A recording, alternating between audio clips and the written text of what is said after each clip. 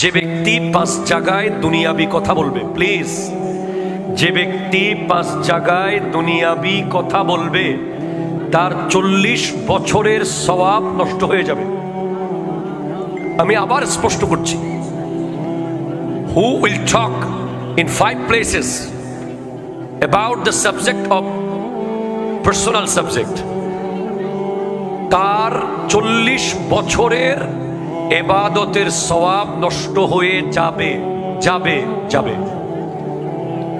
5 জায়গা কোনটা? 1 নম্বর আল মসজিদ, মসজিদের ভিতরে।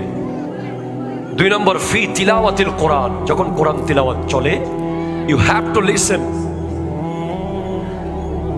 আপনাকে শুনতে হবে, ইউ কান্ট ডিস্টার্ব। 3 ফি মজলিসিল উলামা, আলেম উলামার মজলিসে। 4 ফি ওয়াক্তিল আযান, যখন আযান চলবে। 5 ফি জিয়ারাতিল কুবুর, কবর জিয়ারতের সময়। আমার মুখে মুখে বলেন, 1 নম্বর হলো মসজিদে, কোথায় বলেন তো? 2 নম্বর কোরআন তিলাওয়াতের সময়। 3 নম্বর আলেমের মজলিসে। 4 নম্বর হলো আযানের সময়। 5 নম্বর হলো কবর জিয়ারতের সময়। এই 5 জায়গায় আপনি দুনিয়াবি সবকিছু বন্ধ করতে হবে। এটাকে আপনাকে এটা নবী আদেশ দিয়েছেন, নবী। সুবহানাল্লাহ, জোরে বলেন তো। এই হাদিসের পরে আশা করছি আমি আর আপনাদেরকে বুঝাতে হবে না।